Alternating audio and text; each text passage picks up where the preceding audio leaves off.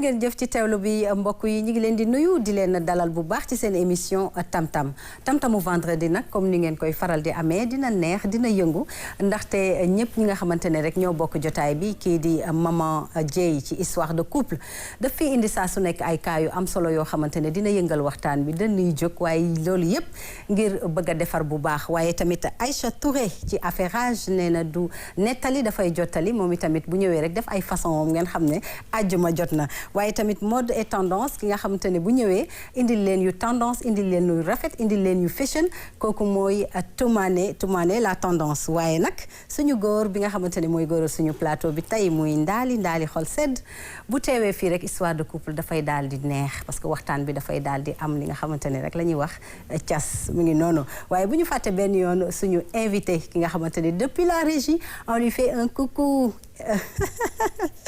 El Mac lañ koy woowee le polyvalent ñi ngi koy nuyu bu baax depuis la régie dinañ ko dalal ci suñu deuxième plateau loolu mooy suñu sommaire émission dañuy dem régie jëli bàkk bi dellu siwaat ngir mën a tàmbali.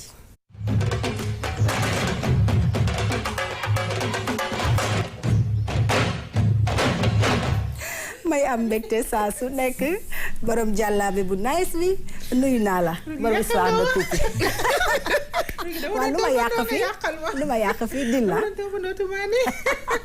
ci tegle bi non bu ma demaatee nga daal di defaat voilà fay naa la ci nuyoo bi fay sama naataangoo yi ma feegool ci plateau bi daal di nuyu suñu mbokk téléspectateurs yi nga xamante ne nii ñoom ñoo safoo la RTS 2 amaan mbégte ak bànneex te wax fi comme ni ñu koy defee chaque vendredi ñëw waxtaanee histoire de couple nag yow xam nga baaxam mooy dina waxtaanee couple yi mais actualité bu amee tamit bu concerné couple yi ba tey dinañ ci waxtaan ba tax na tey moom dañuy wax ci lépp loo xamante ne nii violence la bu jëm ci wàllu couple du lu ñu gënal mais comme day am faaw ñu waxtaanee ko pour xool naka la ñuy def ba violence boobu noonu jóge ci couple bi parce que couple tamit baaxeewul violence jàmm ak salaam moo ko taxoon a jóg à la base donc loolu lañ bëgg rek mu dellu si waat incha allah dinañ ci ñëw léegi ginnaaw li nga xam ne rek am na solo te indi nga ko fi di nuyu suñu góor daal di xool sedd nuyu naa la di am mbégte nag partage ak yow plateau fay naa la di la siyaar comme ni nga ko waxee suñu naataangoo yi ñu feggul ci plateau bi amee toppandoo yow siyaar la mais kii problème am waaw non kii moom dafa am antécédent waaw histoire bu yàgg la nag waaw mais Toumane vraiment sañse bi macha allah rafet na wala vraiment yow tamit macha allah yéen ñëpp daal waaw toogaay bi rafet na bon di nuyu aussi téléspectateurs yi ñuy seetaan ak ñi nga xam ñi ngi ci wàllum liggéey bi borom baylaat yeeg borom xam nga affaire yi jongoma yeeg yaay faale ñëpp ñi ngi siyaar ñëpp daal warmal nañ ñëpp baylaat boo rafet baylaat bu la yi di ko nuyu borom affairage Aïcha Touré namoon naa la maa la raw Rougui maa ngi lay comment on dit même retourner salutation là retourner salutation maa ngi lay fay damay fay fay naa la d'accord non c'est que elle a dit là c'est ça je veux dire ñu retourner naa la delloo maa ngi lay fàtte naa ko nag man mi sax xamatuma lu wax dëgg yàlla kon yow jàpp nga ko fàttewaat nga ko waaw jàng mi moo métti rek maa ngi lay fay Rougui comment affairage tey day nekk affairage bu doy waar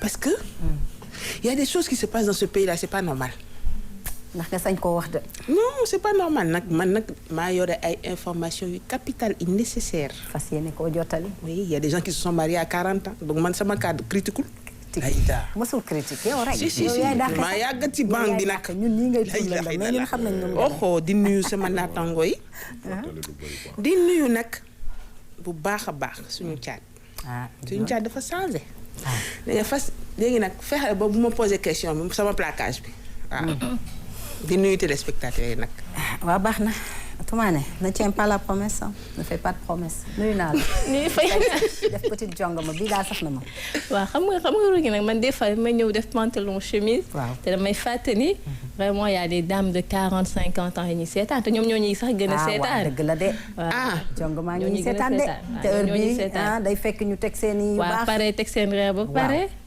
jàkkaarloog Rougui ak la team tam-tam waaw léegi nag te da ciy baax nga bégal leen de voilà et en parlant de bégale xam nga tey fexeel ba contrôler man li ma jaaxal Aïcha vous l'avez vu Aïcha dafa kuboon kaan bi yàggul dara waaw dafa kuboon bopp mais man Aïcha dama bëgg xam li mu plaqué boobu placage bi fan la yegg ci mosu. fii demi placage laa def da nga bëgg ma wax ko c'est les téléspectateurs. mais léeg-léeg faux day am de. non mais usage de faux. keroog goo xam ne nii la toll. ndax qu'on se dise la vérité. waaw mu plaqué ko. non loolu tendance la. mais loolu mooy faux usage de faux. non tendance la. tendance xam nga tendance cheveux crépus dafa xew. day jël gel bi nappi man su nappi ça fait 10 ans. jël gel bi plaqué ko xëcc ak brosse. mais fu mu yam.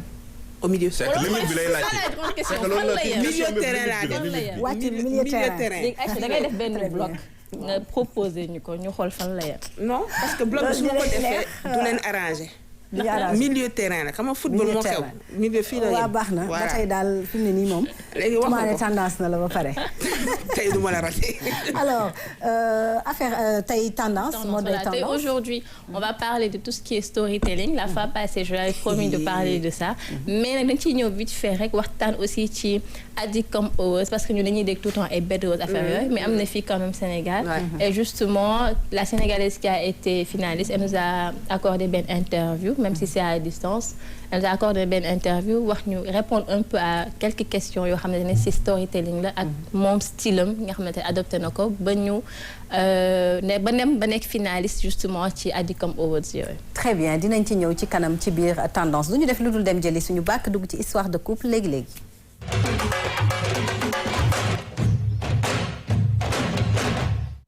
ñu dugg ci thème bu am solo tey histoire de couple ñëw ci violence conjugale ñu naan ko jafe-jafe wala xuloo ak xeex ak defante yi am ci biir ñaar way dencante mu doon loo xamante ne ni dafa bari ci jamono ji parce que buñ ne violence conjugale dafay laal lu bare jigéen plus que góor ñi xëy na góor ñi ñu ngi leen di violenter ci biir sëy yi mais jigéen ñi la ñu gën a gis ne ñoo ci gën a am jafe-jafe ba sax li fi weesu fan yi rek doon loo xamante ne lu doy waar la doon loo xam ne lu metti la àdduna yépp ñaawlu ko mu bokk rek ci violence conjugale ba tey.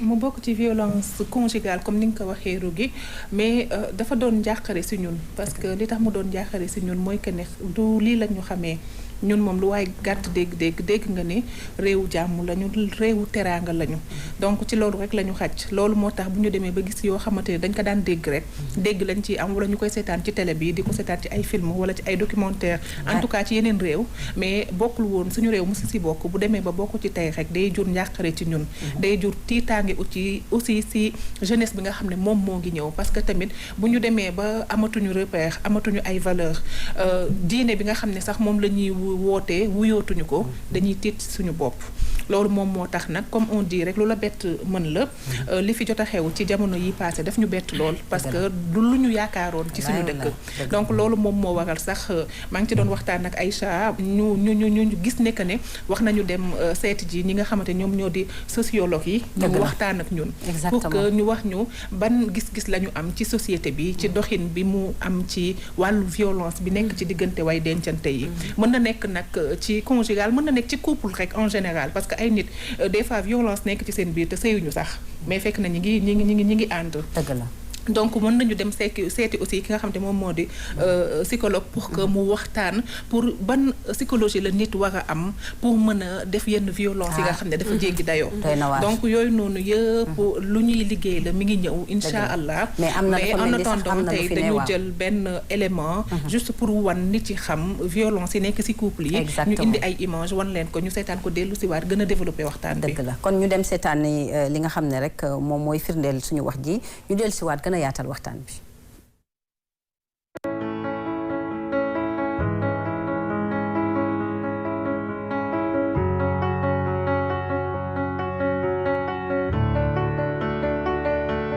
I heard that you're settled down, that you found a girl and you're married now.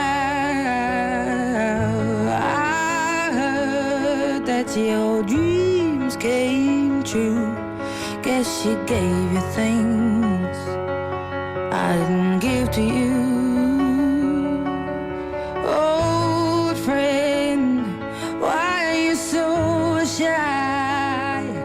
Ain't like you to hold back or hide from the light.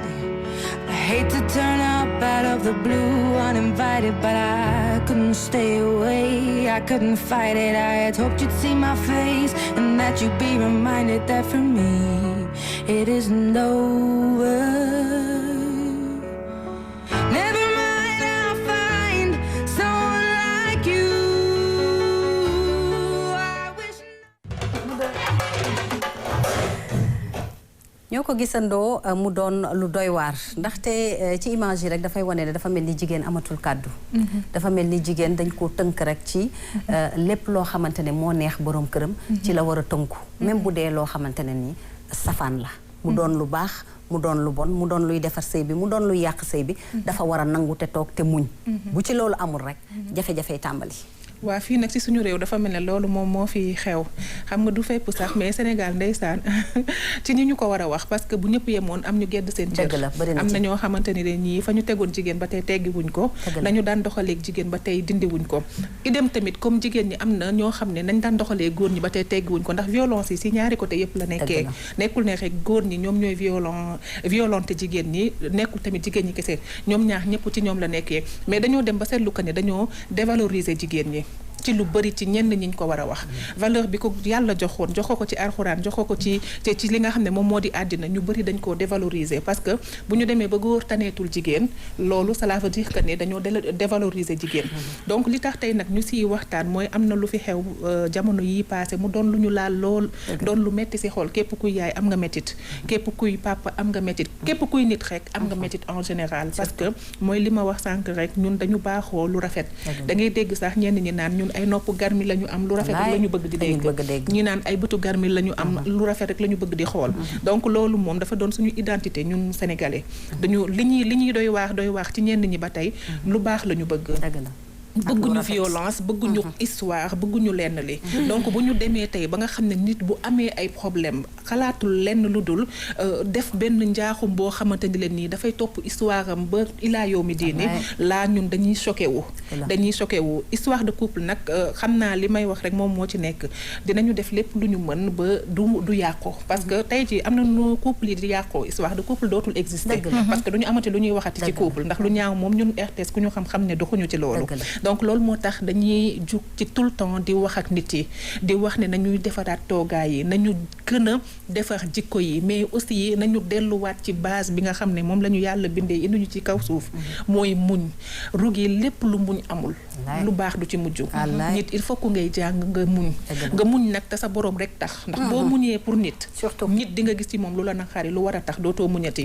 boo muñee pour ngistal di nga dem ba au final yow da ngay mujjee sonn parce que ngistal dafa metti donc yàlla bu taxee ngay muñ dara du la décourager ndax yàlla du jeex donc wax dëgg yàlla am nañu tiis am nañu naxar mais on espère bien que ne nag fii lay yem que ne lii dootuñu ko déggati ci Sénégal que lii dootu fi amati parce que tamit ñaaw na di ñaan yàlla tamit ki nga xamante ni moom mooy yaayu xale yàlla na ko yàlla may xolum muñ yàlla na ko yàlla may xolum muñ parce que li muy dund dafa metti te ñun ñëpp ñoo ànd ak moom ci naqar bi ñu koy ñaanal xolum muñ di ko ñaanal mu delloo ci boppam ci yàlla te xam ne nit mënul échapper destin wam yàlla moo tuddoon aussi ne que ne nii la dundam di demee te xëy na ci lu suñu kanam damay dégg ñu bari naan dundam yàqu na waaye yàlla ak ay lu mu bëgg a defar ko lu mu bëgg a defar ko parce que am na ak yoo xamante ne sax nit ki bu ko tegee moroomu nitam suñu borom am na neneen noo xamante ne noonu la ko koy fànqalee daal soxna Rougui Omar Pène dafa way benn way kañ lay sëy mu ne bul dóor bul saaga da nga koy raay ba mu nelaw laay ndeysaan yàlla ni mu sàkki jigéen mu nooy pour ñu koy raay la vraiment waaw ay lex yoo xamante ne nooy na dafa ne nepp gi la ñuy lijjanti kay nooy gi waxatuñ ko dóor non mais waxuma gis nga xam nga ay dóor ay saaga gis nga un homme góor dëgg du def gendarme biir këram dëgg la du def la police biir këram wallaay góor dëgg day maslaak soxnaam ba soxnaam ñeme ko parce que ki bàyyi ndey bàyyi ñu ko bëggul ñëpp ñëw dëkkal la bu kër ga bëggee am ay dóor ki saaga mu réccu non day réccu démb parce que dafa def choix ne yow la oui am na ñu ko toppoon loolu lu jar a fàttaliku la waaw dafa def choix ne yow la am na ñu ko toppoon kon ñi mu bàyyi ñëpp lu mu mën a parce que jigéen moom bu fekkee ne da nga bëgg a topp jigéen ci ni ko yàlla bindee. ci saagaaka dóor ak xeex ngay dëkk. parce que force bi yàlla may jigéen mooy làmmiñam. waaw dëgg la nag jigéen dañ mën na la bëgg ba du la yemal ak dara te bis boo leen jàppantee mu wax la luy tàkk te du fay. loolu c'est femme. dëgg la mais lan ngay am dafa am benn hauteur booy doxee. ak benn respect booy teg seen diggante. ba mu am kersa yenn yi sa diggante ak moom. wallaay dëgg la. li la lu bëree ngi xew ci couple yi mi ngi koy wax góor ak jigéen violence bu fajoon dara guerre mondiale kenn du toog ci table di ko faj. di ko waxtaanee muy fay quoi. te booy seet sax li nga xamante ne mooy violence lu koy indi lu bari manque de communication ci la bokk. waaw mais dañuy def amalgame ñun Sénégal. entre la communication. et l'information. ci couple. communication bi mooy ñun fii dañoo am habitude. sama soxna defal lii da ngay gis ku toog sax. kaas bi ne nii yow. waaw nee na ko kaay may ma ndox. loolu kay taxul ñuy wax communication. mooy di def le policier gis nga la communication. mooy àdduna magum olof yi. kese dañu dégg olof parce que. soo déggoo àdduna. dañ ci dérivé àddu mooy communiquer. ñu ne la àdduna. wallaay àdduna lépp waxtaan la. kese waxtaan nag. du defal ma lii xew na lii la. waxtaan dafa am heure. suuf sedd na léegi kër néeg yëpp am télé. kenn nekku fa waaw ngeen dëkk ngeen woo nga yee sa soxna. nank nga ne ko lii laa gis. gis naa lu ma comprendre. lu waral li moom mu wax la. ngeen waxtaan def faj problème bi. dëgg la parce que war ngeen mën a régler seen problème. ba mu bañ a àgg parce que sëy bu demee ba ñuy problème bi ña koy régler ña nga ci biti. y a véritablement problème. exactement mais violence dóor ça veut dire que ne ñaar ñi ko. séq sax seen mat dafa des Aïcha. Ah oui, moi je vais parler en français parce que c'est mon cœur est lourd. gis nga sëy du esclavage. dëgg la. leer la. li tax ngay dugg ci sëy tamit motivation. dafa important. surtout ak amour. su fekkee da nga dugg ci sëy. ngir société bi xam nga on est quand même dans une société boo xam ne da lay exiger. à un certain âge nga am jëkkër.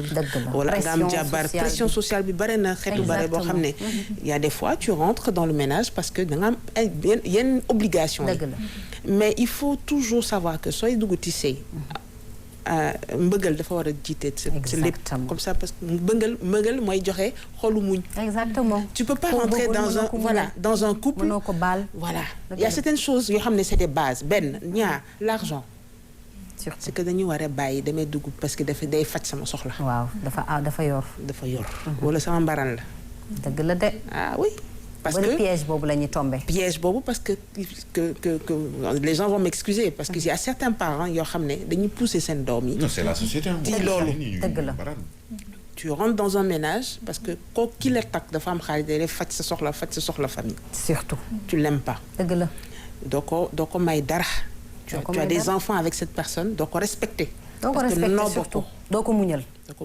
loolu mooy indi yeneen ci conflit ngeen di dëkk. ba pare parce que lu mu def rek da ngay gis sa bopp. c'est ça ba pare violence première fois bu mu amee les parents doivent soutenir les enfants. mais des violences day am ñu ne delluwaatal ci sëy bi. ndeysaan. loolu mooy indi yeneen. loolu la parce que intérêt bi la. Toumane doy na waar. c'est quand même enfants qui payent les pots cassés. Et c'est triste, l'histoire est triste. Tout ce qui est violation conjugale, c'est vraiment triste. Mais je pense que peut-être que li am na ba pare mais ñu xalaat plutôt par rapport aux solutions. parce que daf lay wóor ni xëy na histoire bi ni mu demee kenn xamu ko am toor ak ku wax dëgg ku nekk ak sa version. mais nu mu ci mënti nekk la ñu jéem a xool des solutions parce que daf lay wóor ni am na ñuy dire histoire bi wala dégg histoire bi nekk ci seen kër di vivre. pire même absolument voilà donc pour éviter xëy na ñoom ñu dem ci yoon bi wala sax ni solution bi la il faut que comme genre plateau yi ñu joxe ay solutions wala aussi par rapport ak éducation c'est-à-dire que nos jeunes frères nos jeunes sœurs par exemple une maman comme Rougui elle va parler avec ses filles bés boo ñu duggee ci say nii la wala yow ku góor ki tu as des garçons jigéen ñi lañ koy téye jigéen lañ koy sutura jigéen ñi yow ak nii pour éviter en tout cas génération bi ñëw ñu nekk ci wàññi liggéey bi maman tuuti fii wa quelques années quand même parce que maman nag est-ce que maman liggéey maman day war a delloo si waat xel yi bu baax xam ne du nii la ñuy war a doxalee dans un couple lu fa war a am pour que xale yi ciy juddu sax ñoom tamit ñu mën a xam nu bu ñu ëllëg bu ñu duggee ci sëy nu ñu war a doxalee rester en vie amour bëggante ay couple daal dañoo war a bëggante dañoo war a déggoo dañoo war a neexoo di kaf di foo di ree même bu ñu amee problème ñu jéem koo nëbb sax nit ñi waxatuma la ak doom yi nga xamante ne moom la ñu téye parce que c'est des innocents te daf leen di yàqal seen àdduna lu baree bari te nit ñi il faut que ñu xam loolu xale yi seen àddunaa ngi yàqu ñu ci bëri seen jàng ngi yàqu ñu ci bëri ñu ngi dugg ci naka sa dul noonu ndax famille bu doy waar famille bu doy waar gi xam nga bu ñu delluwaatee ci base bi rek dina yomb mooy que ne booy tànn jabar dafa am foo ko war a tànnee booy tànn jëkkër dafa am noo ko war a tànnee bañ a xool matériel bi rek ak li nga xam ne moom moo affiché wu nii parce que nit lu mu la bëgg a wan sax en général loolu la lay wan nit dafa lëndëm mais war nga mën a jël temps wu tuuti xaar xool ba xam yow kii ngay dugg nii moom mooy kan ndax ki nga war a jural ay doom kooku dafa war a doon koo xamante ni leen nii ci jikkoo nit ñi dañ ko war a naw tey jii nag dafa bëri li ñu naan dof yi dañu nekk ci biir nit yi nit yi da ngay gis ni ay psychopathe yoo xamante ni leen nii da nga leen di teg nit non dañu am problème mais di nga gis ci ay seen ay gestes yi ñuy def wala ni ñuy waxee wala ni ñuy dundee yow di nga comprendre que nit ñi y a un souci am na problème mais seulement Sénégal tamit dafa doon dëkk boo xam ne dañoo ñemee sutura en fait pas seetaan sax mais sutura dañuy wax que ne voilà lii mënuñu ko waxtaanee lii bëgguñu ku ñu ko xamal ba loolu dem jër jéy boo xam ne ndax nit ki ngay waxal tey mu pes la ëllëg mu ne la kurfañ tell ci bët sa bët neewi ginnaaw ëllëg mu jël ndomba wala daga dóor la kooku bu la rayee bu mu la bett donc tey jii nit yi tamit dañu war di bàyyi xel nit ki ngay nekkal nan la mel bu fekkee ne jar na continuer nekkal nga xam ko bu ko jarul tamit nga xam ko parce que ba tey tamit doom yi mën nañu nekk victime yi comme yow aussi mën nga nekk victime parce que mën na jékki-jékki rey la yow sa bopp donc yooyu noonu yëpp naka nit yi di bàyyi xel ci ñaari côté yëpp moo xam ci ku góor ki la moo xam ci ku jigéen ki la ñuy ñaan yàlla nag li nga xamante ne moom la ñu mayoon rek mu ñu koy may chaque jour mooy que ne réewu jàmm bi ñu nekkoon réewu salaam ak lu rafet li parce que wax dëgg yàlla lii moom bu ñu ko fiy gis dafa doon lu ñaaw te nekkul ne héritage bi la suñu ay doom mérité parce que ñun du lii lañ ñu bàyyi loon xam nga réclamation yi dafa bëri ci sëy yi maanaam genre nit yi dañuy wax dañuy réclamer ay maam jaara waaw suñu maam yu baax yooyu ay soxna maam Faar Wade Wele mais est-ce que ñi koy réclamer ay Serigne Touba lañu est-ce que ñu koy réclamer ay maam ay Alaaji Malick lañu ñoom lan mooy seen jikko ñoom ñiy réclamer soxna yooyu donc balaa ngay wax que ne man lii mooy devoir bi la wan ci bi la wax ci man yow nan nga mel ba pare donc ñun tamit góor ñi nañ ñu dimbale waaw nañ ñu dimbale ay naan jigéen bi dama ko takk am sama xaalis fii gis nga fi góor goo xam ne jigéen bi dafa ñëw lekk xaalisam ba mu jeex jël ay bien wam yëpp tàqali kook ay doomam te wallaahi ba tey mi ngi toog jàpp ci yàlla bàyyi kook yàlla toog di ko seetaan donc muñ bi mooy dellu si foofu lay tëjee waaw nañu muñ nañu muñ góor lañu war di muur léegi waaw mais góor lañu war di muur parce que bu njëkk ba jigéen lañu daan mu daan ko muñal mais góor a war a muñ léegi ba pare gis nga société bi dafa évolué sax bëggeel bi kii di wax noonu brin la benn brin mën na koo taal ci diggante mais problème mu góor biy dóor jabaram daa gisoon baayam di dóor yaayam vécu waaw loolu moom am na parce que yenn violence yi moom c'est pas gratuit parce que traumatisme lay indi parce que moom gis laa ñu dóor sa yaay rugi non doo dóor ci kenn dëgg la de wala gisoo comportement sa yaay ak sa papa ñu am yenn comportement yu soxor yi yenn defante yi parce que nag kër yi nag doy na waar parce que da nga gis kër yoo xamante ne meroo guddi meroo bëccëg xaste buude séparation mais ñun quand même bu ñu delloo ci yàlla ak suñu diine dañu war a xamante ne loolu àq la koo xamante ne mënatoo koo supporter wala sëy bi am na jafe-jafe ba nga xamante ne nii mënatoo leen déggoo ku ne dem sa yoon ku jigéen ki mën a am keneen ku góor ki mën a am keneen quand même psychologue dinaa la ma benn affaire gis nga problème bi am nii Sénégal bu amoon ci dëkk Europe yi si source ba la ñuy dem au fait nit ñi dinañ dem lijjanti ñetti maamam ba pare soog a ñëw ci moom histoire am la ñuy dem lijjanti ko dem xaar fu mu jaar enfance am nan la ko dundee ñan ñoo nekkoon ay parents waa lan la ñu dund psychologiquement lan moo ko war a indi ci dimension bi mu toll nii mais malheureusement fii dañu mën nëpp-nëppal mais bii moom kenn du ko nëpp-nëppal dinañ ko waxtaanee de kenn du ko nëpp-nëppal de dinañ ko waxtaanee ndax ñu gën a mën a defaraat toogaay yi parce que bii moom ëpp na te lu ëpp nag tuuru du ñu def lu dul dem jëli bàkk bi dugg ci affairage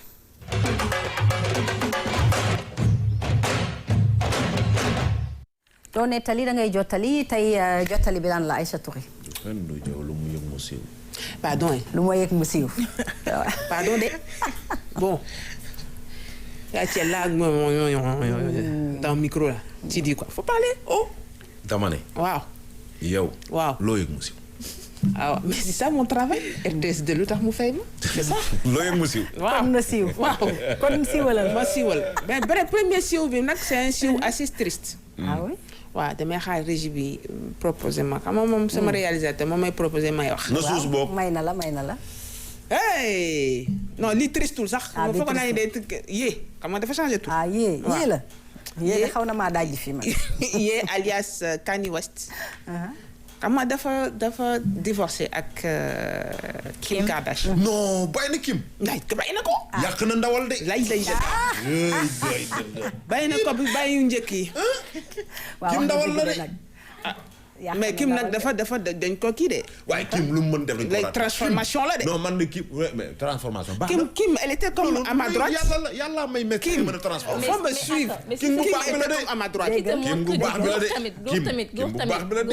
non Kim était comme à ma droite. mais Aïcha faut savoir que ni Kim ci lu mu dugg lu bëri Kanye moo ko ci dugal. waay yow tubaab yi nekk tu es jàppal noonu. même côté bàyyi ko de. gis nga li muy wax nii. même suñu réew yi Afrique ak Sénégal. góor ñi ñooy dugal jigéen ci lu bari. ba pare ne ko fi ñu ko dem seen yoon. mais est-ce que vous savez ce que Kim a fait. Kim lu mu def dañ ko war Kim da ko war a attan nag. Kim moom. Kim boo ko takkoon man de wala. Kim de non maa ko wax Kim bu ma ko takkoon. lu mu def baax oui ma je te dis une chose nag. yow toppoo histoire Kim elle était comme à ma droite. à ta droite. topp naa histoire. Kim était comme ça. man damaa fekkee ok podium. li ci diggante bi dara raw. chirurgien chirurgie esthétique la def. yàlla may ñu mën a defar lépp. pour le moment on a vu ta transformation hein. faut pas me faire parler hein. mais Abia baax na. jikko daal doo jikko am na solo Kim ku baax la. yéen yaayam jur 5 milliardaires ngeen naan ma nii. yaayi Kim 5 milliardaires la jur. loolu de bu doon Sénégal ñu ne tekki nga. kon Kim ku baax la. kuy takk da ngay xool ca ndey ja. xool seet yaay ja 5 milliardaires la jur. bu xool yaay Kim war koo mën a en tout takk. cas de milliardaire bu pa bàyyi na ko. ci yax bu rëy la bokk. yax bu rëy la bokk. léegi nag dafa am beneen. waaw. mannequin. oh. Sa bellesse. Qui ça? Sa finesse. La nouvelle copine de Ye. Ouais. Ye a remplacé Kim. Ye n'a pas perdu de Chap, temps. chap. Il n'a pas perdu de temps. Pourquoi il va perdre du temps dans 2021? États-Unis industrie la doxaan gi industrie la États-Unis industrie la doxaan gi foofu industrie waaw la. parce que teggi la daal. non, teggi parce la que foo koy bato dem bato costé. bato dem bato waaw moom bateau bato bi dem day bateau xaar ndax foofu bi daa mais xaar. Kim tamit am na keneen ke elle prend au berceau maintenant il est plus jeune mais bref en tout cas très daal bien. Kim day defaru ci wat ils lii. se sont remplacés toi faut rester ici à parler à la télé dinaa ko woon nag Door bu fayu. capter tam-tam Bëgg naa RTS ko, dégg nga door fayu dinaa waaw. ko wax sa yóbbante waaw Kim fayu na. waaw fayu na kon waaw. on avance sur la Deuxième affairage. Toi, je te laisse parler de ça. Sophie Gueye. Oui, elle est sociale, notre. Yaay Fall dëgg Thérèse la comment Yaay Fall voilà dëgg la. ni ñu koy waxee sax maman Teresa du Sénégal. Du Sénégal. elle est formidable. léegi dafa gagné benn prix Maroc. léegi prix bi daf ko décerné professeur Massamba Gueye parce que daf ko ne professeur daf ko jàppale. ci bëri na ñu mu jàppale. xam voilà Exactement. Ouais. professeur Massamba Gueye xam ne ni moom chaque fois motivation lay doon donc elle lui a fait une belle dédicace et ñu ngi koy féliciter. ñu ngi koy waaw ñu ngi koy féliciter bu baax. Nitu àjjana la. waaw C'est nitu une àjjana la. grande boo xoolee reetaan toi tu es devenu juge hein. Donc tu as regardé mais xoolal Ye. geste yi muy def Sénégal. Non, tu as regardé non il est Ye. formidable. Ouais, vraiment. ci Nitu àjjana social moom moom loolu. Non. vraiment mi ngi wane ne moom caaxaanu si daal. Ouais, vraiment. waaw te xaaru ci kenn. malgré Tu son sais, âge. je suis Malgré d'accord avec son toi. âge, Hein. surtout. Ouais. Mais c'est que xool seet li muy def sa ci fit la bokk. je te jure. Toi, tu sais qui va au paradis, qui va en enfer. C'est Rafet pas jot. toi. Rafet rafet jot, naa waaw. njort ci moom Dafa de. rafet njort ci Ouais, moom. c'est bien. De toute façon, on va se retrouver là-bas. man àjjana da laa jëm man moom xam naa ne Je moom vois Prochain derrière. affaire. man moom xam naa ne àjjana laa jëm moo tax dama nitu àjjana mën naa leen macha xam. allah ñu tase fa incha waaw allah. incha allah non Bah, faut mettre l'autre photo Dem là-bas. def, Tu vois. tam-tam. Hey! Bi affairage. ah bii de li may gis ni neexul de. Non, mais c'est que sur le réalisateur tamit, il faut nous proposer l'image. Je vais commenter ça. saa yi na suus. Voilà, merci. ah ay jë li waaw ñëw kay. kat dafa raglu nag wax dëgg fa neex yàlla yaa fi indi affairage bu ne lii lan la. Xool seet. Waaw. À ton avis, je vais parler de quoi? ah nduru na ku war a ku waaj a dem sëgg yi de. wallaay Voilà, maman. li doxut. morgue yi ñi conservé corps yi wala. Waaw. Je vais parler de quoi à ton avis? ah mbirum dee nag kenn mënu koo deviner mbirum dee moom sama xam-xam man sax da cee àggul. waaw wax mbirum dëgg dee yàlla war a kii sa nañ noppi rek bàyyi ko mu wax. yee moom kii war rek. nañ bàyyi wax. Non, kii daal benn Aïcha Touré la. jëkkëram daal dafa génn àdduna mu dem ci morgue bi jël ay empreinte am daggal loxo bi ñëw pour carte bancaire. quelle carte bancaire téléphone bi. ah c'est li jënti lan moo nekk téléphone bi. mais femme qui est yi. loolu lay def. gis nga nag yow yaa ngi indil nit ñi problème góor ñi def empreinte ci seen téléphone yi bàyyi leen xel seen bopp. yàgg dinañ ko déverrouiller. kii dafa am jot. oui au lieu d'aller enterrer son mari. mais vraiment merci Ah pour oui. di l'info. lijjanti. Vraiment. ak ngeen ci stade boobu. ah ñaaw na jigéen de dafa doy waar de xaw ma ku Daf góor ko gi lan la yàqal def. de. woon woon xam dëgg naa. la ko mënoon na yóbbu téléphone bi rek de ko après mu non non xam nga moo gën xam nga a instant bi téléphone bi ak fu mu nekk ak koor gi fu mu nekk bokkul. xam naa balaa muy dellu si bay ñëw lu ne xaj na si. day compliqué moom dafa mu jël xam nga day congé dem ci va prier sur le corps de son mari là. moom am kii lii ban la index. da dagg. non ñaañi. mënoon nañ xalaat mu def ko pour affaire de xaalis ak yooyu non noonu. loolu laa xew. moom dafa yàkkamti mais woon. xaalis bi est-ce que nekkul ci téléphone bi? dafa yàggoon kii téléphone. waaw bëgg a vérifier ko. voilà. te dafa dajeeg nag xam naa dafa dajeeg woon nag waaju pare. waaw dafa xiifoon téléphone. kii jëkkër ju pare la woon. moom daal dagg na loxo bi xiifoon téléphone. voilà dafa Te xiifoon xam mais est-ce que naa xam ne nga yow tu m'inspires parce que lii mën naa ci ubbi liggéey Sénégal tey boo ubboon benn magasin taf ci kaw ne képp ku bëgg a décoder sa portable jëkkër ak ñëwal. kon ñi ngay gis dina kon bari. da ngay fayeeku de. wër na yàlla. C'est nga lekk xaalis aca. donc prochain affairage. Femme cool. Alors voilà, donc je disais que l'ancien président sud-africain, Frédéric de Klerk, moo génn àdduna. Il y a 30 ans, moo participé dans la libération déjà de Nelson Mandela. Ah, ba pare wàcce apartheid bi. On dit wàcce bien bàyyi wala kii. ku xeex. bàyyi ko. bàyyi ko. waaw apartheid donc dafa génn àdduna 85 ans. ndeysaan 85 ans tubaab bi ah. macha allah yal na ko yàlla xaare àjjana. voilà voilà. kon nañ jot ci moom. Voilà, c'est ça, c'était ça mon affaire. Mais bon, pour le doigt coupé quand même, il fallait y penser. ah droit coupé bi de moom doy na waar de. lenn dinaa la. bii nag bii fan la waaw li may gis nii de. Ah, moi, de toute façon, j'attendais. Aujourd'hui, c'est vendredi, c'est le jour de la technologie. ah Bon, ma jaaxal bébé éprouvette la nii de. du éprouvette de léegi dañu ne tubaab bi xam nga tubaab dafa doy waar. dañu ne léegi dootuñu amati non c'est que ça là pour dire ça en wolof ça va être très inspirant. waxal ma traduire la. léegi nag dootu amati rapport pour am doom. dañuy dootu. waaw. lan.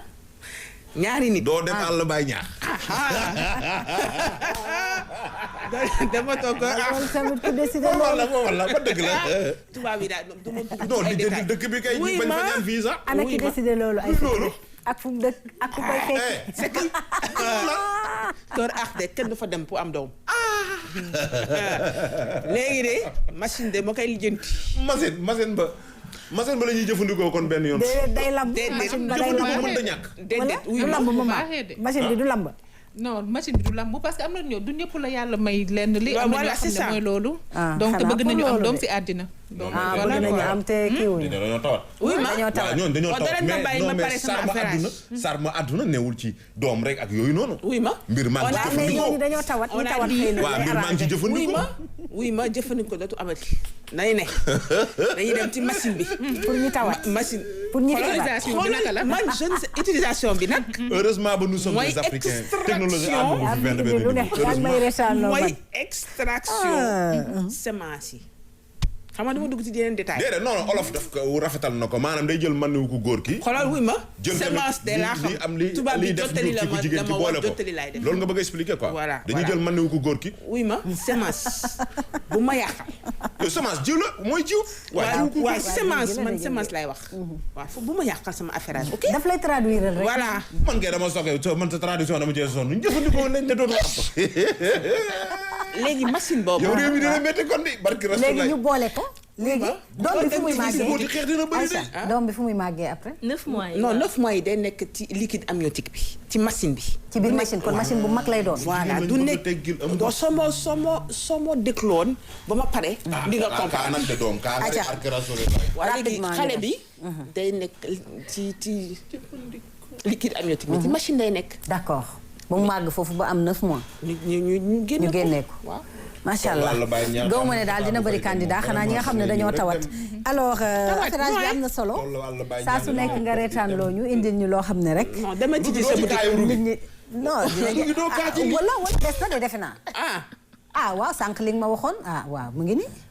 ba je sais pas parce que mënuma ma def fexe ba def sama affaire. lii sa affairage la de lii borom verre yi moom. borom tendance verre na yi mooy Paris Hilton. tendance na ay da Paris tam de robe bi mu sol de dal na 10 millions.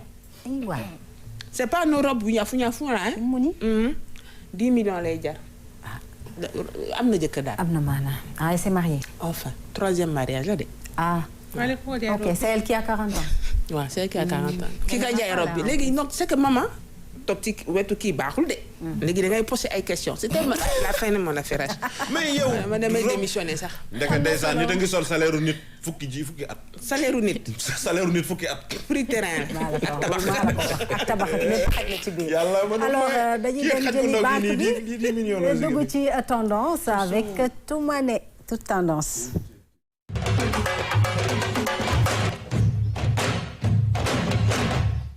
alors tendance tey ñu jëm ci storytelling. storytelling nag. excuse-moi Rougui tu as remarqué. ça fait 2 semaines. day angliciser suñu tam-tam bi. da koy. angliciser. ah waaw. tu as remarqué. waaw j'ai remarqué nag. ça moom on va lui poser la question. waaw et puis tu vas répondre. dafa am beneen kii dafa am lu xew ci diggante wala déedéet. acca ñu dugg ci tendance storytelling defe naa ni mooy ñi nga xamante ne ay blogueur lañu wala peut-être influenceur ñi nga xam ne dañuy wax ci seen dundu bopp ngir gën a capter seen audience seen i abonnés mën a gën a apprécier li ñuy def daal di scotché wu ci ñoom du noonu de. nu tudd tey. acca storytelling. c'est que man dama nekk ci plateau wax na ay mag yoo xamante ne. storytelling ñu. acca storytelling may ñu la dara nag. ñu dem ci storytelling. Bon, aujourd'hui on va parler de storytelling. Storytelling, c'est vrai que c'est en anglais, mais après tamit boo xoolee waa États-Unis en fait américaines yi plutôt c'est eux qui font la tendance malheureusement. ah non je suis désolée. malheureusement ñun nag ñooy tendance il faut sa cëra de loo ci wax rek dañ ko de sa cëra de tendance da yaay borom waxal rek. donc storytelling bu ñu ko mënee définir. koy définir par rapport ak tur bi. en français c'est juste story comme histoire. telling enfin tu racontes une histoire. mais non on dit pas ça en français. nañ ko wax en wolof naa la kañ ko waxee ci wolof histoire. histoire. taarix nettali taarix. nettali maamaat moo ma yar. d'accord ok pardon. ok donc taarix bi nag. taarix léegi influenceuses yi wala blogueuses yi dañ ko jël le pourquoi parce que c'est bien beau. maman man lay toppandoo ni yéen. c'est bien beau. on continue. je suis choquée. c'est bien beau. dese nga ñaata minutes ma xool. 45 2 minutes. que tu suis Rougui juste parce pour ay conseils beauté et autres mais léegi seen comment dire dañoo am benn technique boo xamante ne dañuy capter dañuy comment dire créer émotion pour que seen communauté di gis par exemple comme par exemple Rougui may gis sama bopp ci yow. c'est-à-dire que du toppati juste ci daf may woon yére yu rafet. donc moo tax tey on est identifié wu. voilà da ngay identifié wu parce que même booy seetaan film rien n'est parfait dans la vie. Tout à fait. alors que influenceuse loolu la ñuy bëgg woon sur les réseaux sociaux la lay wan ni man j'ai une vie parfaite. voilà tout on va regarder l'élément. voilà juste pour lancer on a enfin j'ai une vie parfaite et autres mais léegi yow da ngay xam ni carrément que la personne elle est pas parfaite mais lorsque tu regardes des films. alors on regarde l'élément et on revient nga ñëw voilà exactement. on va regarder Madeleine Koumba qui est une influenceuse qui a été qui va nous parler un peu de storytelling et qui est finaliste au Audicom Awards dont le thème c'est le storytelling. Très bien. On regarde et on revient sur le plateau. Bonjour tout le monde, je suis Madeleine, créatrice de contenu mode, lifestyle et storytelling, plus connue sous le nom de Queen Sierra sur les réseaux sociaux. J'ai commencé mon blog en 2018 et aujourd'hui ça fait près d'1 an que je suis à temps plein. Alors, je suis blogueuse, créatrice de contenu à temps complet et ça depuis le début de la pandémie parce qu'on a tous été confinés et c'est comme ça que j'ai commencé à développer mon blog en fait. Le QCR, ça vient de mon ancienne école en fait, parce qu'il m'a publié toutes sortes de nationalités sauf sénégalaises. Il m'a fait tout le temps la nigérienne, la malienne. Mais en fait, je leur expliquais tout le temps que non, j'étais sérère, j'étais sénégalaise. Et c'est comme ça en fait, quand je me suis inscrite sur Instagram vers 2014, je crois, j'ai mis le QCR et c'est resté quand j'ai commencé mon blog en 2018. Je ne voulais pas changer. Et voilà, c'est vrai qu'à un moment j'ai voulu le changer, mais je me suis dit en fait j'ai mon identité de marque, les gens me connaissent pour ça, donc pourquoi pas le laisser comme ça.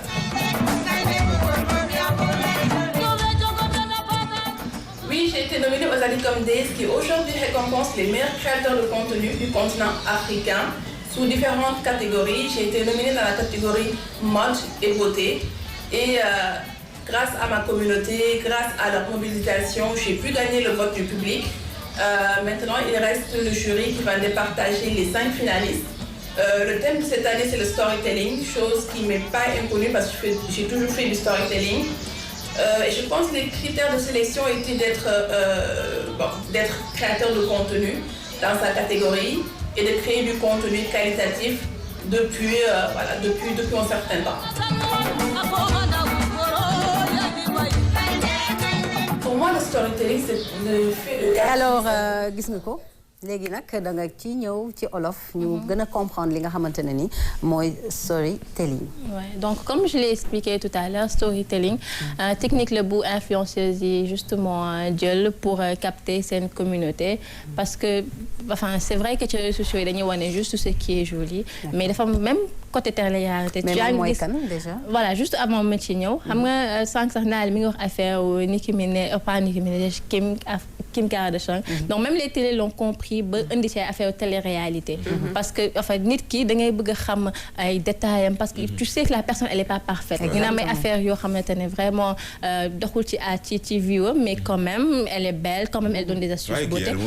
Donc loolu la ñu adapté un peu ci vlog yi ak ci vlog yi. Donc loolu c'était le premier thème d'aujourd'hui. Donc storytelling nag par contre dafa am Africom Awards boo xamante ne mooy enfin c'est le rendez-vous boo xamante ne tout ce qui est marque tout ce qui est influenceuse tout ce qui est influenceur les blogueurs dañuy retrouver wu et dañuy récompenser justement les meilleurs influenceurs en Afrique. Donc ñun d'habitude on suit juste waa États-Unis ay Met Gala ay Beauty Rose mais am nañ ko fii Afrique. Donc Madeleine Kumba voilà elle est finaliste. C'est elle. Voilà c'est elle Madeleine donc déjà je la remercie parce qu'elle nous a permis en fait de faire cette interview avec moi, même si c'est à distance, mais justement on parle de digital. Donc elle a répondu à mes questions. Donc elle est finaliste justement, elle est sénégalaise et autre chose, bon seetlo pourquoi par exemple que genre concours yooyu ñu leen mettre en avant wala genre yi di ci ñu leen ñuy dem ba final. Déjà boo xoolee même ci pseudo sur Instagram c'est pas Nicki Minaj ou Barbie ou truc mais c'est Queen Sérère. Donc rien qu'à entendre justement pseudo tu sais que kii dafay africanité ak lépp loo xamante ne mooy culture am da koy mettre en avant. On a vu aussi les images ci teint noir bi ci sa manière de s'habiller. Donc je pense voilà et drapeau Sénégal et même on voit avec Kabilam sur TikTok sur toutes ces vidéos il y a le drapeau du Sénégal qui est derrière. Donc je pense que les gens compris ils comprennent que justement Afrique bu fekkee ne am na fu ñu bëgg yegg il faut qu'on mette en valeur suñu culture et influenceurs aussi ils l'ont compris. Et autre chose cette tendance et les partenaires plutôt les sponsors l'ont compris. Je m'explique. D'habitude da ngay gis de grandes boîtes du ma wax seen tour dañoo ñëw ci télé yi di jël des émissions comme Tam Tam di ko sponsoriser et maintenant ce sont ces mêmes boîtes là yi nga xamante ne dañoo rëy c'est pas forcément ñu nekk ci mode dañuy nekk ci n'importe quel domaine voilà dañuy dem vers des gens comme Bado comme d'autres comme voilà di leen fay di sponsoriser seen storytelling. Donc ci storytelling nag elles vont parler de leur vie elles vont parler par exemple juste un exemple d'une agression qu'elles ont eu le samedi passé un exemple juste pour que par exemple maman bi koy seetaan gis boppam ci viwam et à partir de là mu gën a am cofeel en fait ci qui me suivent ba mun ci di xool ay conseils beauté et autres. Et juste pour terminer Madeleine en fait parce que influence dañ la ñuy gis sur les réseaux ñu leen di xaw a kii de tel ci réseaux sociaux yi rek lay nekk di poster ñàkkal fay de li ñuy def alors que elle a un master en management avec des détails croustillants et tout voilà genre day tax ñu gën a am affection ci ñoom. Exactement. Donc juste pour dire que Madeleine par exemple elle a un master en management international en marque de luxe. Donc c'est pas juste que dafa def nii par Instagram elle a rien à faire de quoi elle fait ce qu'elle a appris te elle l'a pas appris n'importe comment. Donc influenceurs ñu leen di bàyyi xel bu baax a baax. Merci c'est pas un travail voilà comme Aïcha influenceurs yi nga xam comme Aïcha voilà donc elles ne s'y mettent pas pour s'y mettre. Elles ont appris et elles savent comment communiquer aussi. Exactement. Donc comme storytelling comme enfin influenceurs industrie boo xamante ne c'est l'avenir. Tout à fait. Partenaires yi ils l'ont compris. télé yi compris tendance boo xamante ne vraiment mu am doole bu baax a baax a baax. Voilà donc cette tendance daal c'est tendance ak Afrique comme Awards aussi ñu leen di féliciter parce que tamit le fait que ñu jël des sénégalaises ay pas sénégalaises sax mais ñu prôner justement africanité bi parce que thème bi c'est storytelling made in Africa. Donc loolu rek c'est pousser les gens à être absolument voilà à être africaine, à être beaucoup plus il y a tellement de détails en Afrique authentique et naturel. Exactement. neex na en tout cas tendance bi ñun on serait tenté de le faire hein. Pourquoi pas ñun waaw. Non mais ça moi j'ai commencé hein. Tu as commencé. Nous aussi on a commencé. Je vais m'approcher de toi. C'est de l'argent. Ouais, c'est de l'argent. C'est très bien. Je vais m'y mettre. Très bien. ba pare sa avenir bi loolu la. xanaa xamoon ñoom visibilité bi ñu am ñi nekk ci télé bi sax amatul. Parce que léegi nit ñi ñoom loolu la ñu lii la ñuy seetaan. parce que télé yaa ngi ci portable aussi alors on avance avec ce beau clip Toumane dama lay bàyyi nga tàggatoo le temps que ñuy dem seetaan benn clip bu neex bëggal si ñëpp. Oui donc c'était un plaisir bokk ak yéen plateau bi di remercier tey ñi jaar ci tenue bi madame Diouf Koumba ak Bakar ci tagal bi elle faut se reconnaître merci Koumba madame Diouf kon Koumba madame Diouf saraxel ciseau merci beaucoup donc je vous donne rendez-vous inchallah la semaine prochaine et naa nag ngeen gis ngeen musóor bi mais nañ ñëw avec des astuces foulard ak ñoom Tabou Gueye ak ñoom Sonia. Très bien merci beaucoup donc ñu lay jox daje beneen vendredi. Merci c'était magnifique ta tenue également. Alors du ñu def lu dul dem bégal leen ci clip bu neex bi ñu dellusiwaat daal di eggale li nga xam ne mooy tam-tam léegi.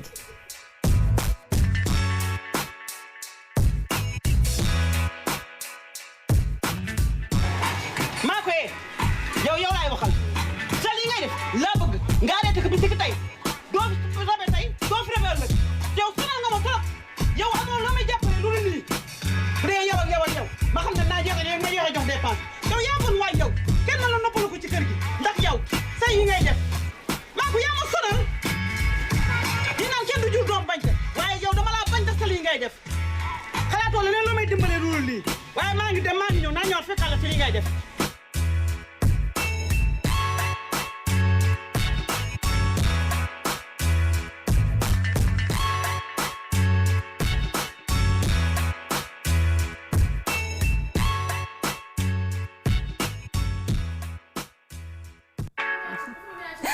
Alors ñu gis clip bi ça nous permet de dalal suñu invité bi nga xamante ne mooy El Mak le polyvalent artiste rappeur de Thiaroye-sur-Mer El maa ngi lay nuyu di am mbégte nag dalal la ci tam-tam. salaamaaleykum Sénégal salaamaaleykum DK salaamaaleykum West Africa salaamaaleykum suñu plateau bu yaañu bi waaw di wax ne maa ngi jël nuyoo bi di ko teg sama loxo tonton mu tegal ma ko ci yaaboo yëpp ndax xam naa ne moom moo fi suñu kilifa. bu ñu weesoo ci moom rek doo nga ñëw ci suñu yaay ndax souvent damay wax ne jigéen ñëpp ay yaay leen. dëgg la moo tax man souvent jigéen ñëpp yaay laa leen di wax. di kontaan bu baax ci dalal bi ngeen ñu dalal. alors bu ma doon wax El Mak mooy kan. waaw El Mak artiste la rappeur dëkk Thiaroye-sur-Mer débuté carrière am presque ay 2012 mu nekkoon mélomane doon déglu hip hop voilà jamono jooju maa ngi nekk école voilà après bi ma bàyyi école di jàng métier et tout ma continué di déglu musique ay presque. 2015 yooyu noonu affaire yi gën ma inspiré wu ñu commencé woon di dem ay saayfa affaire yooyu noonu ci lañ commencé nag intégré ci benn groupe bu ñu naan Maestro maay commencé di def musique ba yàlla def groupe bi def 2 ans presque xawoon taxaw man ma continué sama carrière solo ñu sélectionné ma woon ci benn cartel bu mag bu nekkoon Thiaroye bu tudd Pencu Rap ñëwoon sama kër sélectionné ma ci laaj ma nekk ci cartel ñu dem ay concours yu bëri voilà cartel bi dem ba ci biir tamit bon vu que esprit de groupe la parfois xaarante bi day bëri et tout amoon ay affaires yu koy handicapé tout mu taxaw man ma continué ba tey sama carrière solo chaque année ma doon def ay événement foofu Thiaroye-sur-Mer mu tudd Polyvalent Show parce que comme damay wuyoo ci le nom de Polyvalent et pourquoi Polyvalent mooy que ne souvent nit ñi dañuy wax damay yaru quoi damay yaru ñoom ñoo ko yaru comme rappeur pour un rappeur voilà léegi moo tax ñu ma ne poly yaru volant ci sama dawalin quoi d'accord voilà même cartel ma nekkoon parfois ma tosté parfois ma rap mu gaaw parfois ma rap mu yeex ñoom ni ma doon woowee tamit polyvalent les polyvalent boobu ci la amaat beneen inspiration ñi ñuy wax que ne dafa yaru genre ma def polyvalent yaru ci dawal bi parce que gis nañ fi pas mal de rapports yoo xam ne nii parfois tamit affaire yi day am beneen discipline et tout te ñun comme ay porteurs de voix lañu à chaque fois dañuy wax di véhiculer message parfois yar bi dafay wax di jiitu quoi. donc poly mooy yaru bi. lent bi mooy. day dem ndànk-ndànk. voilà très bien. noonu la. alors sa tur dëgg naka la. maa ngi tudd El Hadji Macoumba Niang. El Hadji Macoumba Niang. El Mac Ndaali. booy bu polyvalent la. yaru na. mi ngi ci yoonam. am na mental. soo ko déggee lay wax cursus am da nga xam ne am na mental mais aussi day représenter side boo xam ni pour nga imposer fa rap. dafa xaw a métti. mais side mooy la. side mooy la. side secteur bi. secteur bi am na su ma koy wax di ko shout out bu baax a baax. yaa ngi dugg ci seen langage. man damay réer. waaw xam nga man connaisseur la parce que voilà. fi mu nekk side boobu noonu dëgg la bon doon nañ dégg ay BMG doon nañ dégg ay saa ay gars yi ba di représenté côté yooyu yëpp. mais Thiaroye-sur-Mer. représenté ko ni mu koy defee jafe na. yombul ci jeune parce que day laaj moyens yu bëri parce que rap bi dafa métti. surtout. rap dafa métti. jafe na te léegi rap bi nekkul rappeur rek artiste ngay doon. surtout mais El Mac lu mel ni Thiaroye ak ni mu bindoo. taxawaayu rappeur yomboon na ci yow. bon pour man yomb na yombul quoi parce que fi may waxee ne xaw na jafe mooy que ne Thiaroye dañuy xaw a manqué jàppale comprendre nga fi may waxee ne yomb na mooy nit bu gëmee dara rek am ci ngëm-ngëm ak pas-pas day yomb ci moom. mais Thiaroye am na identité. am na ñu moom. te du rap. dëgg la ndax mag ñi ni mu bindoo. xam nga dëkk bu nekk dafa am ci slaayam. dafa am nu mu bindoo. ndax yomboon na ci yow nga war leen war a imposer ak famille bi. parce que boo juddul ci famille boo xam ne musicien lañ. war a imposer musique bi jàng bi ne fi liggéey bi ne fi am yu lay xaar ci en tant que góor. ndax loolu faciloon na. bon man moom sama côté pour méttiwul woon quoi bon. pourquoi méttiwul woon mooy yàlla daf ma mooy nuyu de passage sama papa di ko nuyu bu baax di ko jaar di ko ñaanal gudd fan ak wér ba mu fekkee suñu njëriñ di nuyu sama yaay aussi sama maam tamit man la njëkk a gis si taawu góor moom yàlla dafa def amul doom bu jigéen waaw ma leen di nuyu ñoom ñëpp di leen ñaanal gudd fan ndax am naa yéene bu solo ci ñoom voilà di wax ne man pourquoi yomboon na ci man mooy sama papa moom day def li nga bëgg daf la ciy jàppale mais na positif waaw parce que dama doon jàng école. mais aperçu positif wul woon rap. non bon rap positif wul woon. waaw ci gis-gis waaw léegi ñoom du positif si ñoom ci gis-gis mais parfois boo juree doom nga am loo def ci moom da ngay xam ne lu mu dugg lu nekk rek mën na cee positif quoi. parce que man j'ai des amis yoo xam ne dama ànd ak ñoom concert parfois ñu ñëw def tengeleng saf-sap. mu leer na ma ne instant yi voilà am na lu jël lu bokkul ci ñoom. mais bu ñu ñëwee sama wet sax dèjà bu ñu taxee du ma leen ñàkk kersa mais dinaa def de telle sorte du ma yàq sama image. dëgg la bu la fee déplacé wu dem taxaw faneen parce que bon bëgguma la ku ñëw ne ci fii lañ ko fekk wala genre. wala ñii la ànd. voilà alors nga def benn son boo xam ne da nga ci rendre hommage. ay pêcheurs yoo xam ne dañu disparaître. te ku ne Thiaroye-sur-Mer xam ne dëkku napp la. dëkku géej la te ndaw yi ñu ngi ci yëngu bu baax a baax. lu waral loolu. waaw par rapport à ça vu que ñun dañ doore Thiaroye chaque année ñu doon def parce que dañ ne boo dëkkee ci dëkk bi bul xool la dëkk bi defal mais xoolal loo ko defal bon chaque année ñu doon initié woon di def ay sorties pédagogiques pourquoi ñu ko doon def ay don sang ainsi de suite pourquoi ñu ko doon def mooy dañu gis ne ñun Thiaroye fi ñu dëkkee Thiaroye-sur-Mer majeure partie suñu xale yi duñ jàng quoi côté géej bi lañ njëkkee ñun bon buñ juddoo rek seen papa yi bon duñ leen dugal école ñu jàng majeure partie ñun ñu dëkkee côté tefes bi voilà ñu gis ne yeneen xale yi nga xam ne am nañ chance dëkkee ci kaw di jàng ñoom chaque année dañ doon wax ay dem nañ parc an dem nañ monument dem nañ Gorée ainsi de suite booy dañ ko doon dégg nag à chaque fois te duñ xam loolu bu génnoon ci télé bi sax duñ la mën a wax Gorée duñ la mën a wax ainsi de suite voilà ñun ñu ne nag léegi chaque année dañuy créer sortie pédagogique yoo xam ne avec les moyens du bord lañ koy defee parce que damay liggéey ak benn structure bu tudd El Mac Family muy nuyu président bi Lucien moom laa àndal sax voilà moom su ma ko tuddee rek nuyu naa ñëpp voilà ñu doon liggéey chaque année ñuy def ay sorties pédagogiques yoo xam ne nii dañuy regrouper xale yooyu nga xam ne amuñu chance di dem ci milieu parce que jànguñu ñu yóbbu leen fa yendoog ñoom jël ak ñoom ay photo échanger ak ñoom ba tey jii yàggul même pas 2 mois lay romb sama koñ booy daw ñoom ñëpp dogale ma tonton El Mac kañ la ñuy demaat sortie pédagogique ma ne leen bu Covid bi kiiwee rek incha allah dinañ ko waajaat bi ñu jógee ci loolu noonu ñu doon teg foofu chaque année événement polyvalent show di def entrée di def plein air cette année ci ñu ne dañ koy yóbbu Sorano mais saa bu ñuy def événement ñun dañ koy accompagner ak benn thème boo xam ne dina Thiaroye dina ci gis boppam quoi. kon loolu ngay préparé fi mu ne nii. voilà loolu la ñuy préparé mu war a nekk le 27 novembre. ah mais wax na dëgg de. Sorano dafa wóolu boppam rek dafa am fit mais nag c'est normal. c'est normal Thiaroye ne ci ginnaaw. te Thiaroye sa ginnaaw. Thiaroye moo ne sama ginnaaw. non mais si non ban posé dañuy mu eggali foofu après ñu ñëw. voilà di wax ne biñ jàppee événement bi daaw lañ ko jàppoon 18 avril. Covid bi moo tax amul quoi. à Thiaroye-sur-Mer. mais dañuy wax ne gis nga intention bu baax. dafa am solo yàlla moo ci teg loxo ba ñu koy jàpp Caaroy la waroon nekk ci centre socio bi Covid bi ñëw ñu ne nañ ko ajandi ñu ne kon nañ ko jàppaat déwén ci diggante bi yàlla suturaal ñu ba ñu yóbbu ko Sorano ñu ne pourquoi ñu ci def hommage aux pêcheurs disparus mooy daaw ci waxtu bi nga xamante ne moom la leen jàpp événement bi dafa am suñu benn gaal boo xam ne dafa réeroon gaal bi mu réeree imaginez gaal dem seetiwaat ko réeraat encore te dafa mel ni que ñoom duñu ay doomu aadama wala dara parce que man mi wax ak yow bon am naa ci ay frères yoo xamante ne nii bien vrai que demu géej métier géej peut-être du sama métier mais samay frères samay xarit ñoo ciy dem ñoo ciy réer à chaque fois muy répété wu nekk thème boo xam ne c'est fréquent voilà c'est pour cela nag mu nekk cri de cœur bu metti voilà ñu ne dinañ ci def son ñu def ci son yi gën a graw di tourner vidéo son bi am benn xale boo xamante ne nii comme ñoom dañuy dem géej ci gaal bi mu woon ci vidéo bi di jalone di andi affaire yooyu son bi pare ñu war a monter vidéo bi 18 avril bi mujjul am ndax Covid bi ñu ne nañ ko ajandi vidéo bi ba jàppaat événement bi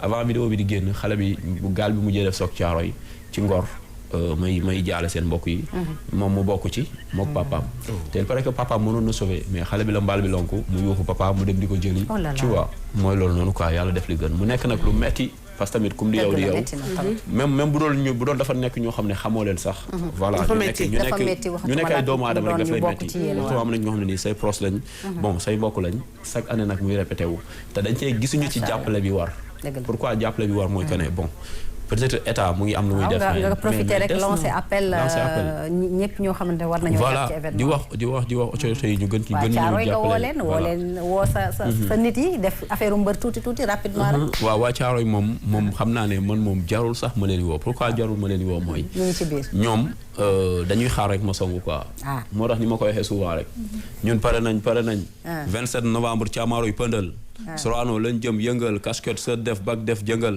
am talent lan laay ragal doomu caa lu ko bata may fitam du ko xañ boru sama ginnaaw li ñuy xaar ma joxoñ hey ñi jox nañ ma falambo maa ngi dem songu ji Sorano yamuñu ak yéen ñun amuñu baralo yootu ba joot di dawal ay parado national defuñu collabo macha allah bravo daal li ma bàyyi la nga tàggatoo non Aïcha laa koy may moo tax Aïcha laay may loolu moo tax mu gëm boppam ñu tàggatoo rapidement rek sa heure bi daf ñoo xokki fi mu toll nii daal li ma bàyyi la nga non mais tàggatoo bi moom c'est juste pour savoir son parcours parce que maa ngi dégg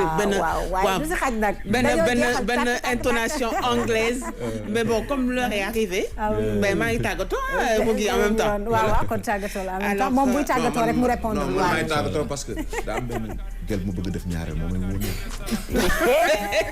Rougui à mercredi yow ragal naa vendredi prochain duñu la gis yow bàyyi parce que dama invité nii benn kii quoi. waaw Payala. ok. noonu ngay tàggatoo ci Payala bi. d'accord au revoir. baax na. merci beaucoup. waa jox leen dig daje vendredi bii di ñëw rek di encourager sama frère bi nga xam ne ñoo bokk Caaroy na fa laa juddoo donc fierté nga pour ñun ñëpp yoon bi nga jël bu ko bàyyi lépp dina ñëw incha allah. très bien merci à toi Rougui merci chers téléspectateurs ñu ngi leen di jox dig daje mercredi dans Déco incha allah. merci El Mac mbégte la woon dalal la ci tam-tam. waaw voilà ñun moom kontaan nañ bu baax vraiment di wax ne déjà bi ma toogee rek di xaar. jël naa fi élection yu bëri parce que genre émission yi ñi dafa baax ci société bi ndax Sénégal la ñu nekk ñi nga xam ne nii à chaque fois dañ leen génne ci télé bi nit ñi di jàkkaarloog ñoom ñun ñoo war a jàngal askan bi quoi di wax ne kontaan nañu encore une fois di nuyu waa Caaroy-sur-Mer di leen woo le 27 novembre incha allah à Sorano jërë ngeen jëf merci beaucoup di nuyu waa Caaroy-sur-Mer di nuyu population sénégalaise yëpp di leen ñaanal un très bon week-end prenez soin de vous ba lundi incha allah merci beaucoup amal baas bul fàtte sauvetage mool bu tegoo ci yoon kenn du ko jàpp otage lu tax duñ am numéro vert comme tali bi am na sapeur boo leen ko deful bu ñu jaaxle woo El Mac suñu rappeur dem liggéey dundal seen njaboot bu ñu amee loo xamante ne ni def ñu dal ci biir ndox bi ñoom ñooñu war a jàppale naawal aliko bi seet bato bi nan lay def pour dem seeti xale yi mais du leen bàyyi ñu disparaître noonu rek ñu